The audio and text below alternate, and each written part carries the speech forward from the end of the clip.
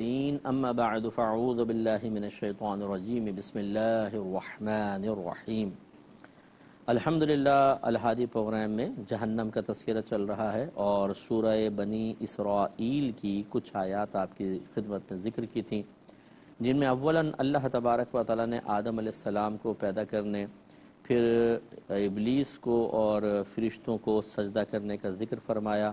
یعنی ان کو حکم دیا۔ ابلیس نے انکار کیا، اللہ نے اس کو قیامت تک کے لیے مہلت دی۔ ان تمام چیزوں کا تذکرہ ہوا تھا، اور اب جو آگے آیات تھیں اللہ تعالیٰ نے اس کو مہلت دینے کے ساتھ ساتھ یہ ارشاد فرمایا کہ وَاسْتَفْزِزْ مَنِ اسْتَطَاعَ مِنْهُمْ بِصَوْتِكَ وَأَجْلِبْ عَلَيْهِمْ بِخَيْلِكَ وَرَجِلِكَ وَشَارِكْهُمْ فِي الْأَمْوَالِ وَالْأَوْلَادِ وَعِدْهُمْ۔ تو یہ تین چیزیں اس پہ ہمارا کلام چل رہا ہے کہ ان کے مالوں میں شریک ہو جا، تو ان کے اولاد میں ہو جا، اور ان کو وعدے دے۔ تو مال میں شریک ہونے کا مطلب میں نے آپ کو بتایا تھا کہ جب انسان بے احتیاطی کر کے مال کو غلط طریقے سے حاصل کرتا ہے تو سمجھ لیجئے کہ اس میں شیطان شریک ہو گیا ہے۔ اس لیے یہ بھی ایک علم ہے بہت بڑا، رزق حلال کا علم، کہ کن اعمال سے رزق حلال بنتا ہے اور کس سے حرام بنتا ہے۔ جب ہم رزق حلال کہتے ہیں یا رزق حرام کہتے ہیں تو دو جہتوں سے اس پہ غور کرنا چاہیے۔ ایک تو بعض اوقات ذرائع ایسے ہوتے ہیں جن کو اختیار کریں تو رزق حلال یا حرام بنتا ہے، ایک فی نفسی شے حلال یا حرام ہوتی ہے، جیسے شراب حرام ہے اور گائے کا گوشت کھانا جبکہ گائے کو صحیح ذبح کیا گیا حلال۔ تو یہ اللہ نے چیزیں حلال اور حرام بھی پیدا فرمائی ہیں، اور بعض اوقات ایک چیز کسی ذریعے سے حاصل کریں اس بنا پر وہ حلال یا حرام بنتی ہے۔ جیسے ایک نوٹ سامنے رکھ دیں آپ 100 روپے کا، یہ بتائیں یہ حلال ہے کہ حرام؟ وہی اس پہ تو حلال یا حرام کا نہیں کہہ سکتے، یہ کس ذریعے سے حاصل کیا گیا۔ اگر وہ کہتا ہے میں نے چوری کی ہے، ہم کہیں گے یہ حرام ہے، اور اگر کوئی کہتا ہے میں نے محنت کی ہے، مزدوری کی ہے، اس کا بدلہ ملا ہے، ہم کہیں گے یہ حلال ہے۔ اس کا مطلب ہے کہ ذریعہ بھی چیز کو حلال یا حرام کرتا ہے۔ بس یہ دونوں چیزیں جو ہیں علم کا تقاضا کرتی ہیں کہ پہلے تو ہم یہ بات جانیں کس چیز کا کھانا پینا اللہ نے ہمارے لیے جائز رکھا ہے، کس کا حرام رکھا ہے۔ دوسرا ان ذرائع کو جانیں کہ کس ذریعے سے چیز کو حاصل کرنا حلال ہے اور کس ذریعے سے حاصل کریں گے، کن بے احتیاطیوں کے ساتھ حاصل کریں گے تو وہ حرام بن جائے گا، تو وہ حرام ہوگا۔ تو اس کے لیے علم چاہیے ہوتا ہے، اور اکثر یہ ہمارے ہاں نہیں ہوتا۔ ہم جب کوئی جاب کرنے لگتے ہیں ہم دیکھتے ہیں کہ وہ سیلری کتنی ہے، ٹائم کام کتنی دیر کرنا ہوگا وغیرہ وغیرہ۔ اب اس میں کاش ایک چیز اور اگر ایڈ کر لیں کہ یار کسی سے مشورہ کر لیں کہ یہ مجھے ذرا بتا دیں اس کی اونچ نیچ، کہ میں کون سا ایسا عمل یہاں پر کروں، خدا نہ خواستہ اگر کر دوں تو اس میں رزق حرام بن جائے گا، وہ مجھے عمل بتا دیا جائے۔ جیسے ہم جب کسی خاص ادارے کے امپلائی بن جاتے ہیں تو اس کو کہتے ہیں شرعی اصطلاح میں اجیر خاص۔ اجیر مینز امپلائی، نوکر، اور خاص مینز کہ وہ ایک خاص ادارے کے ساتھ خاص ہو گیا۔ اس میں ٹائمنگ ہوتی ہے جیسے صبح 10 سے لے کر شام 5 بجے تک۔ اس میں دو چیزوں کی وجہ سے انسان اجرت کا مستحق ہوتا ہے۔ ایک تو یہ کہ اس ٹائم میں اپنے آپ کو وہاں حاضر رکھے، یعنی جو حاضر کا مطلب یہ نہیں کہ سائڈ میں پڑا ہوا سو رہا ہے اپنے ذاتی کام کر رہا ہے، مطلب وہاں پہ موجود آن ڈیوٹی رہے اس پورے ٹائم کے اندر۔ اور دوسرا جو کام سپرد کیا جائے وہ کام کر کے دے اس ڈیوٹی میں، تو یہ اجرت کا مستحق بنے گا۔ لہذا مثال کے طور پہ دیر سے آئے جلدی چلے گئے، یا کام چوری کر کے سو رہے ہیں پڑے ہوئے، تو پھر یہ یاد رکھیں جتنی دیر یہ ٹائم وہاں پہ حاضر نہیں رہے اتنی تنخواہ کے ہم مستحق نہیں ہوں گے۔ وہ اگر تنخواہ لی تو وہ ناجائز بن جائے گی۔ یا اسی طریقے سے کام موجود ہے کام نہیں کر رہے ہیں، جاگے ہوئے ہیں بیٹھے ہوئے ہیں کام نہیں کر رہے ہیں، تو جتنی دیر کام نہیں کریں گے وہ گناہ ہوگا۔ ہاں اگر آپ کسی جگہ آئے آپ حاضر ہیں کام نہیں ہے، اب آپ ویسے ہی بیٹھے ہوئے ہیں، تو یہ پھر ادارے کا قصور ہے کہ وہ آپ کو کام نہیں دیتا ہے۔ جیسے ٹیچرز ہوتے ہیں بعض اوقات جب ایگزام کے دن آتے ہیں تو اس میں ٹیچرز کلاس میں آ جاتی ہیں، بچے اسٹڈی کر رہے ہوتے ہیں، کوئی پڑھانے کے لیے کچھ ہوتا ہی نہیں ہے، تو وہ آرام سے کرسی پہ بیٹھی ہوئی ہیں، بچے اپنی اسٹڈی کر رہے ہیں، پورا دن ایسے ہی نکل جاتا ہے۔ تو اس میں مسیں کوئی کام نہیں کر رہی، صرف آ کے بیٹھی ہوئی ہیں، تو بس یہی گویا کہ ان کا کام ہے، اجرت مل جائے گی۔ یہ اس طریقے سے جب آپ تھوڑے سے مسائل سیکھ لیں گے، اور یہ کتنا کوئی مشکل نہیں ہوتا، تو الحمدللہ رزق طیب اور حلال رہتا ہے۔ تو صاحب علم کی یہی برکت ہوتی ہے۔ اسی طریقے سے کون سی چیز حلال ہے کون سی نہیں، اس پہ غور و تفکر کر لینا چاہیے۔ تو یہ اموال میں شریک ہوگا، اس طرح اولاد میں شریک ہوگا۔ اللہ تعالیٰ نے فرمایا تو شریک ہو جائے ان کی اولاد میں، اس طرح کے نافرمان اولاد پیدا ہو۔ اس کے لیے بہت بڑی تفصیل ہے، اب میں یہ میرا موضوع نہیں ہے، لیکن میں تھوڑا سا اشارہ کر دیتا ہوں کہ اچھی اولاد حاصل کرنے کے لیے سب سے پہلے کس عورت سے شادی کی جا رہی یہ دیکھا جائے۔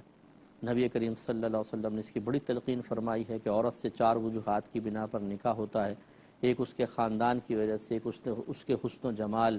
ایک اس کے مال و دولت، اور ایک اس کی نیک سیرتی کی بنا پر، یعنی اچھے اخلاق کی ہے اور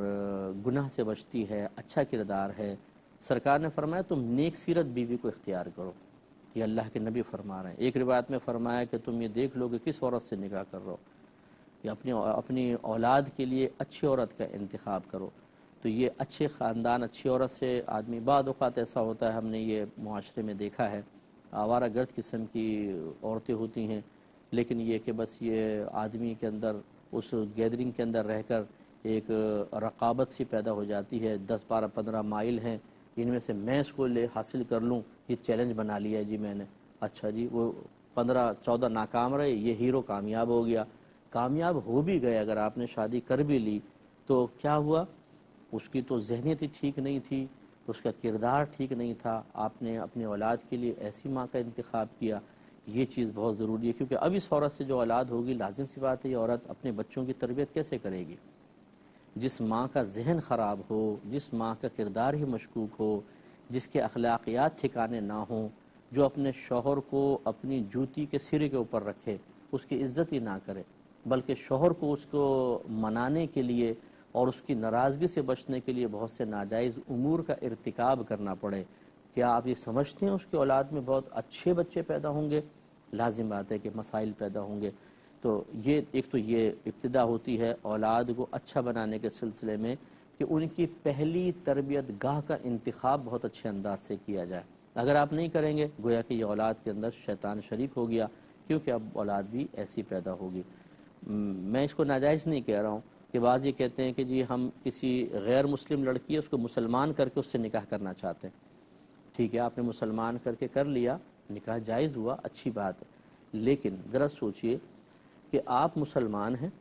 آپ سے اگر عقیدے کے بارے میں کویسچن کریں، اللہ کی ذات و صفات، آسمانی کتابیں، جنت دوزخ، جن فرشتے، تقدیر، آخرت، نبی، رسول، نبوت، رسالت اور تقلید کے بارے میں، تو آپ سوچ میں پڑ جائیں گے، کیونکہ آپ نے کبھی پڑھا نہیں۔ اس طرح نماز کس طرح فاسد ہو جاتی ہے، نماز کے واجبات کیا ہیں، روزوں کے مسائل، حج کے مسائل آپ کو نہیں پتہ، حالانکہ آپ مسلمان ہیں۔ جب آپ مسلمان گھرانے میں پیدا ہونے کے باوجود اپنے مذہب اسلام کی بہت ساری باتیں نہیں جانتے، اس عورت کے بارے میں کیا خیال ہے کہ جو دوسرے مذہب سے آپ کے مذہب میں داخل ہوئی، بیچاری وہ کیا جانے گی؟ اب جب آپ کے بچے پیدا ہوں گے، کیا یہ ایک اچھی تربیت کرنے والی ماں ثابت ہو سکتی ہے؟ اپنے خواہشات نفسانی کی تسکین کے لیے انسان بعض اوقات ایسا کر تو لیتا ہے، لیکن اس کے بعد یہ ہم نے اتنا مشاہدہ کیا ہے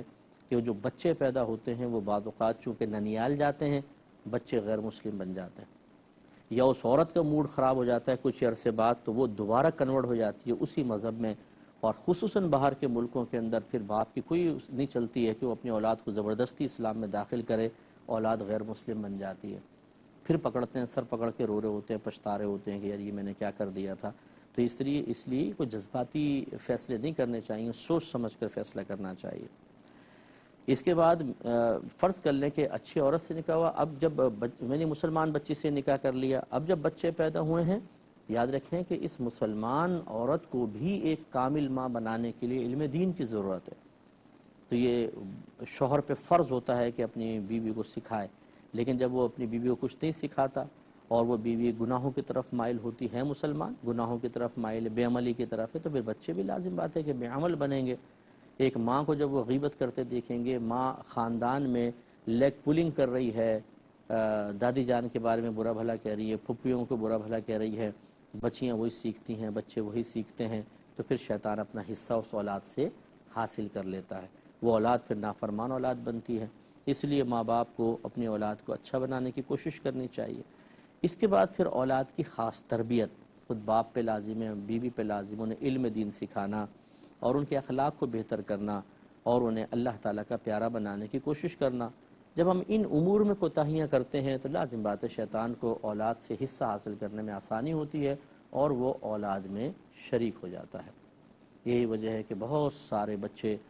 اللہ نہ کرے، میں تو سب کے لیے دعا کرتا ہوں اللہ تعالیٰ ہمارے ہر مسلمان بھائی بہن کو بروز قیامت انتہائی عزت کے ساتھ بلا حساب و کتاب داخل جنت فرما دے۔ یہ تمنا بھی ہے، دعا بھی میں اکثر دعا کرتا ہوں اپنے بہن بھائیوں کے لیے، اپنے لیے بھی کرتا ہوں، آپ کے لیے بھی کرتے ہیں ہم دعا۔ لیکن یہ بھی ہو سکتا ہے کہ مطلب جو مطلب حدیثوں میں واقعات آئے ہیں اس کی روشنی میں کہ بہت سے ماں باپ وہاں پر بیچارے پریشان ہوں گے، ان کی اولاد ان کو سوالیہ نگاہوں سے دیکھ رہی ہوگی اور کویسچن کر رہی ہوگی کہ یہ آپ نے ہمارے ساتھ کیا کیا تھا، دنیا میں ہم آپ کے تابع تھے، آپ شروع سے ہمیں اچھا لے کر چلتے، ہم اچھا بن جاتے، آپ نے کبھی ہم پہ توجہ نہیں کی، نہ دین کے قریب آنے دیا، نہ دین سکھایا، نہ گناہ پر ٹوکا، نہ نیکیوں کی تلقین سختی کے ساتھ کی، ہم بے عمل بن کے رہے، نافرمان، اور یہی بے عملی کا وائرس پھر ہمارے ذریعے ہماری اولاد کے اندر پہنچا، یہ آپ نے کیا کیا؟ پھر وہاں پر پچھتاوا ہوگا۔ اس لیے اپنی اولاد کے ساتھ حقیقی محبت کا ثبوت دیتے ہوئے کوشش کریں کہ اس میں شیطان اپنا حصہ حاصل نہ کر سکے، اور اس کا طریقہ یہی ہے، اس کے لیے محنت کرنی پڑے گی کہ اپنی اولاد کو اچھا بنائیں، خود اچھا بنیں تاکہ اولاد آپ کو رول ماڈل بنائیں، اور پھر اپنی اولاد کی اچھی تربیت، ان کو علم دین سکھائیں، انہیں شیطان سے نفرت سکھائیں۔ اپنی اولاد کو جس طرح ہم خاندان میں کہتے ہیں بیٹا دیکھو ماموں سے بچ کر رہنا، میرے ساتھ بڑا برا کیا ہے میرے سالوں نے، اور وہ فلاں تمہاری پھپھی بڑی خطرناک ہے، وہ تمہاری ممانی بڑی خطرناک ہے، ہم بچوں کو ہوشیار کرتے ہیں۔ اسی طرح کاش ہم بچوں کو ہوشیار کریں، بیٹا نفس سے بچ کر رہنا بہت خطرناک ہے، شیطان سے بچ کر رہنا ایمان برباد کر دیتا ہے۔ لیکن یہ تو بہت ہی کم کسی باپ کو دیکھا ہو کہ وہ اپنی اولاد کو بٹھا کے شیطان کے خلاف درس دے رہا ہو۔ یہ بڑا مشکل ہے بھائی، شیطان کے خلاف درس ابا کیسے دے گا؟ کہ بہت سارے ابا خود شیطان کے پیچھے چل رہے ہوتے ہیں۔ اب اپنے دوست کے خلاف بچوں کا ذہن بنانا تو وہ ویسی مطلب سمجھ میں نہیں آتا، اور بہت مشکل ہے کہ ذہن بنائے، بچہ کہے گا ابا جانا آپ خود بھی تو کر رہے ہیں، میرا کیا ذہن بنا رہے ہیں۔ یہ بڑا عالمی اور مسئلہ ہے۔ تو اس لیے ہمارے گھروں میں عموماً اب یہ تلقینات نظر نہیں آتی، بلکہ بڑی اجنبی لگیں گی۔ آپ گھر پہ جا کر اگر نہیں کرتے ہیں تو گھر پہ جا کے دیکھو بیٹا آپ شیطان سے جہاد کرنا، بچے کہیں گے ابا جانی آج دن کہاں سے نکلا ہے، شیطان سے جہاد، یہ تو پہلی دفعہ سنا ہے 20 سال کے اندر۔ تو عجیب سا مطلب ہمارے گھر میں، حالانکہ یہ تو روز مرہ ہماری گفتگو کا حصہ ہونا چاہیے، تاکہ اور یہ ایک مطلب فطری تقاضا ہے کہ اگر آپ کی کسی کے ساتھ دشمنی ہو جائے اور وہ آپ کا جان کا دشمن ہو جائے تو آپ بچوں کو ہوشیار کرتے ہیں، بیٹا ہوشیار رہنا، وہ میری جان کا دشمن ہے، ایسا نہ ہو تمہیں نقصان پہنچائے، جہاں نظر آئے فوراً شور مچا دینا، یہ کرنا وہ کرنا، یہ ہوشیار کرتے ہیں، لیکن شیطان سے ہوشیار نہیں کرتے۔ تو یہ بہت خطرناک چیز ہے، اس پہ ہمیں توجہ کرنی چاہیے۔ اور اللہ تعالیٰ نے فرمایا وعیدہم، اور انہیں وعدے دلا۔ وعدے دلا کس چیز کے؟ تو شیطان ہمیں مختلف قسم کے وعدے اور مطلب لڈو کھلاتا ہے، لالی پاپ منہ میں دیتا رہتا ہے، اور ہم بڑے پیار سے اس کی باتوں پر، ان کے وعدوں پہ بھروسہ کرتے رہتے ہیں۔ مثال کے طور پر اگر ہم نماز قضا کر رہے ہیں، کسی نے ہمیں سمجھایا، دل میں خیال آتا ہے یار میں غلط کر رہا ہوں، فوراً شیطان کہتا ہے نہیں نہیں نہیں کوئی مسئلہ نہیں ہے، انشاءاللہ ابھی سے رمضان سے شروع کر لیں گے اور بے فکر رہے، اللہ تعالیٰ تجھے بخش دے گا، دیکھ اللہ کی رحمت بہت بڑی ہے۔ یہ تو ویسے مولوی لوگ ڈراتے رہتے ہیں۔ جب اس طرح کے وعدے ہمارے سامنے آتے ہیں ہم کہتے ہیں ہاں یار بات تو بالکل ٹھیک۔ پھر شیطان کہتا ہے دیکھ یہ جو تیرے ذہن میں اطمینان اترا ہے نا، تیرے قلب میں اطمینان اترا ہے، یہ بات یہ اللہ کی طرف سے ہے۔ اب ہمیں تو نہیں پتہ ہوتا کہ ہم شیطان سے اس وقت ہم کلام ہو رہے ہیں، ہم کہتے ہیں ہاں یار سکون اللہ نے دیا ہے، دیکھو نا وہ مجھے ڈرا رہے تھے کہ بھئی نماز نہیں پڑھو گے یوں ہو جائے گا، اگر حرام کماؤ گے تو یوں ہو جائے گا، لیکن جیسی میں نے اللہ کی رحمت کا طرف دھیان گیا ایک دم دل مطمئن ہوا ہے۔ اس کا مطلب یہ سکون اللہ کی طرف سے ہے، حالانکہ یہ سکون اللہ کی طرف سے نہیں ہے، یہ تو شیطان بڑی حکمت کے ساتھ ہمارے قلب میں وقتی سکون پیدا کر کے ہمیں حقیقی اضطراب اور اس بے قراری سے روک لیتا ہے کہ جو بے قراری ہمیں عمل کی طرف لے جاتی ہے، اور ان چیزوں کو لوگ سمجھ نہیں پاتے۔ تو شیطان ہمیشہ برائی کا وعدہ کرتا رہے گا اور انسان اس کے بہکائے میں آئے گا۔ اچھا تو ایک دفعہ یہ گناہ کر لے، اس کے بعد نہیں کریں گے، پھر چھوڑ دیں گے، تو آدمی کہتا ہے ہاں ٹھیک ہے۔ تو یہی اس کے وعدے ہیں، اور اسی لیے اللہ نے فرمایا وَمَا يَعِدُهُمُ الشَّيْطَانُ إِلَّا غُرُورًا، اور شیطان انہیں فقط دھوکے اور فریب کے ہی وعدے دیتا ہے۔ تو انجام اس کا یہ ہوتا ہے کہ جب آدمی شیطانی ان وعدوں پر، ان بھروسوں پر وقتی طور پہ قلبی اطمینان کو بنیاد بنا کر اللہ تعالیٰ کی بارگاہ سے دور ہوتا رہتا ہے،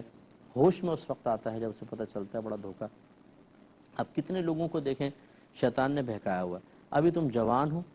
کرتے رہو، انشاءاللہ بڑھاپے میں پہنچیں گے نا اپنا توبہ کر لیں گے، حج کر لیں گے،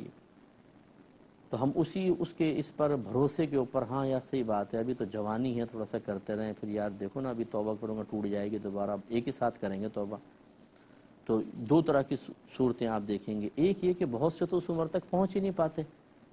فوت ہو جاتے ہیں، کتنے جوان مر رہے ہیں ٹی وی کے اوپر آپ دیکھیں، اور یہ وہ ہیں جن کی اطلاع میڈیا تک پہنچ جاتی ہے، ورنہ سینکڑوں بیچارے مر رہے ہیں روزانہ، پتہ ہی نہیں چلتا کہاں پہ چلے گئے۔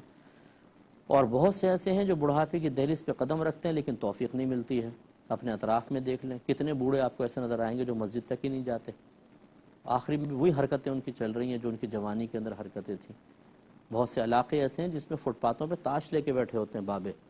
اور وہ 12 گوٹی ووٹی پتنی وہ کھیل رہے ہوتے ہیں، اور وہ بوڑھے ہو گئے ہیں، بالکل سفید بال ہیں، کوئی پرواہ نہیں ہے کہ نماز پڑھ لیں، روزہ رکھ لیں، اللہ تعالیٰ کو راضی کر لیں۔ یہ ہمارے لیے مقام عبرت ہے کہ آپ کو یہ جو شیطان ایک وعدے دلا رہا ہے کہ آگے چل کے آپ بعمل ہو جائیں گے، ہم اتنے بچے کیوں بن جاتے ہیں کہ ہم شیطان سے کہیں کہ تو نے ان کو کس نے بٹھایا ہوا یہاں پر، یہ بتا، تم نے تو بٹھایا ہوا، اللہ تو نہیں بٹھائے گا، معاذ اللہ ان کو غفلت کی طرف لے کر نہیں آئے گا۔ تو اس کا مطلب تو اتنا ظالم دشمن ہے کہ ان کی جوانی کے اندر ان کو یہ وعدے دلائے کہ بڑھاپے میں تمہیں نیک عمل کی توفیق ملے گی، اور جب وہ بوڑھے ہو گئے تو تم نے اس کو قریب آنے نہیں دیا، ان کو تو تباہ کر دیا، اور تم میرے ساتھ بھی ایسا کرنا چاہتا۔ تو ہم سنبھلیں، لیکن نہیں، ہم اتنے بھولے ہیں کہ اگر ایک دشمن ہو نا، وہ لوگوں کو پکڑ پکڑ کے تنہائی میں لے جاتا ہے، پھر چھرے مار کے پیٹ سے آتے آتے نکال دیتا ہے اور سب کچھ لوٹ کے چلا جاتا ہے۔ اب وہ ہماری طرف آئے، فرض کر لیں ہمیں پتہ ہے کیا کرتا ہے یہ، اور پھر وہ کہے کہ دیکھو سب کو کر سکتا ہوں، تمہیں نہیں کر سکتا ہوں، میرے ساتھ چلو، اپنا آرام سے بیٹھ کے باتیں کرتے ہیں، اور ہم بھولے بن کے اس کے ساتھ چلے جائیں، اور وہ چھری مار ہی دے، بتائیں ہم سے بڑا بے وقوف کون ہوگا؟ تو بس یہی ہے کہ ہم شیطان سب کو بہکا رہا ہے، تباہ کر رہا ہے، سب چیزیں ہمارے سامنے ہیں، لیکن جب وہ ہمارے پاس آ کے ہمیں وعدہ دیتا ہے، ہم کہتے ہیں نہیں یار دیکھو سب کے ساتھ یہ کر سکتا ہے، میرے ساتھ شاید نہیں کرے گا، اور وہ کر رہا ہوتا ہے، اور ہم سمجھ نہیں پاتے، اس لیے غلط چیز ہے، ہمیں ہمت کرنی ہی ہوگی۔ تو اللہ تبارک و تعالیٰ نے اس کے بارے میں فرما دیا کہ یہ جتنے بھی وعدے دیتا ہے یہ غرور ہے، غرور کہتے ہیں دھوکے کو۔